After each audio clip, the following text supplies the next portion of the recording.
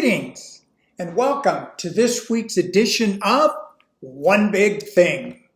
Kurt Goulding here, and today's One Big Thing is politics. Absolutely my favorite subject. So when I sit down and want to analyze a market, here's the criteria that I look at. How much is there? What's the supply? How much is wanted? Demand, weather, and politics. And then I ask, what's new? What's different? What's changed? On each of these, on supply, demand, weather, politics.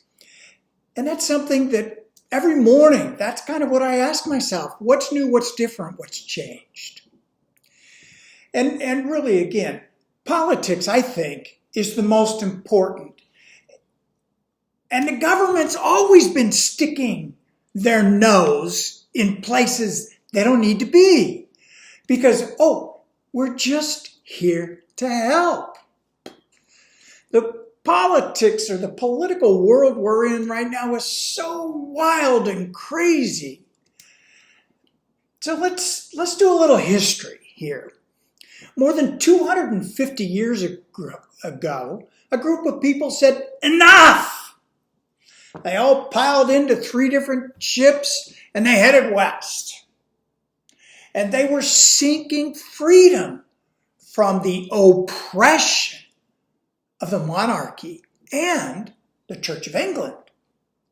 What audacity that this group of people had, that they wanted to take control of their own lives and make decisions that they thought were best for them and their families. And they wanted to worship God in a manner they were called to worship. Incredible. Now, all these years later, what had become the greatest country in the world. Look, the U.S. has not been perfect. We've got our blemishes in our almost 250-year history. They've done an incredible job, though, of creating a solid foundation, laying out governance, checks and balances, rule of law. And one of the really brilliant things is they went with a democratic republic as opposed to democracy. Why? Because pure democracy is chaos. And that chaos leads to tyranny.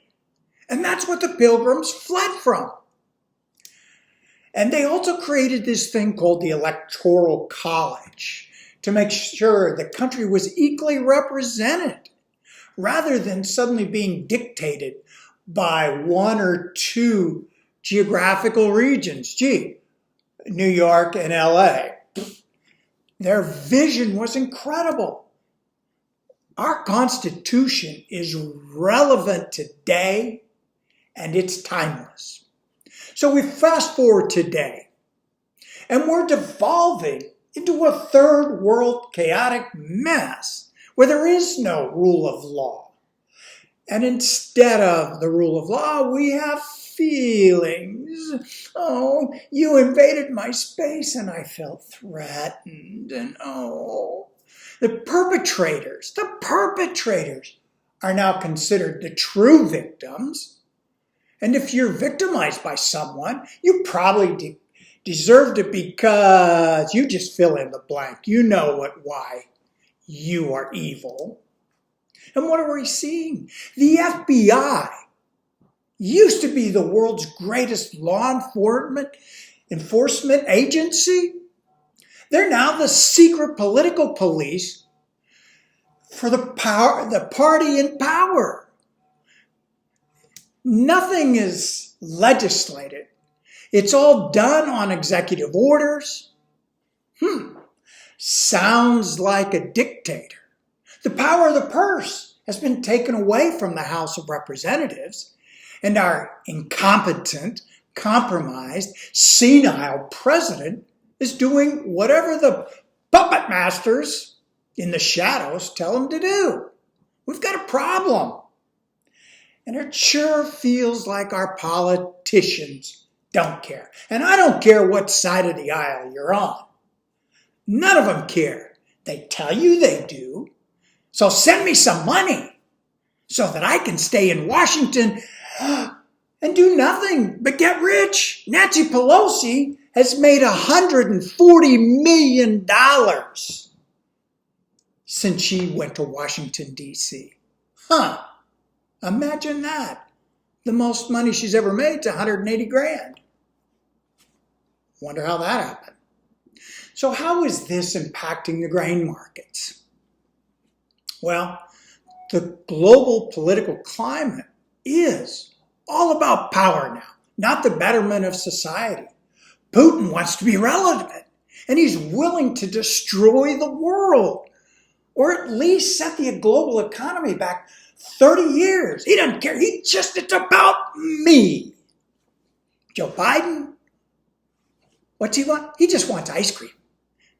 The puppet masters promised him his favorite flavor if he'll just do what they tell him to do, which certainly appears to destroy the freedoms, solidify the administrative state, so that they can tell us I'm too stupid to make up my mind as what I think I should eat, what work I should do, what beverages I want to drink, what vehicle I want to drive, and what God and how I can worship.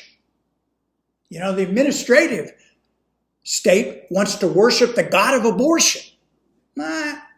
I'm not in there. It's become a religion for some of these people. And then there's the World Economic Forum. They want one world government that will have total control. We'll own nothing. They will tell us what to eat, what we can do, what we can drive, where or what we can worship, and they'll tell us that we're happy, right? And all this nonsense shifts the focus away from innovation. And it's innovation that raises the world out of poverty. We're moving towards global poverty. But then, hey, we'll have equity. We'll all be the same. And so what if millions of people die of hunger? Anyway, look, we can't sit still and allow this to happen. So fight. Don't accept this shift wherever you are. Oh, and the WASDE report came out. No big surprises. So guess what? If a report isn't bullish, must be bearish, right? Be careful out there. And happy trading.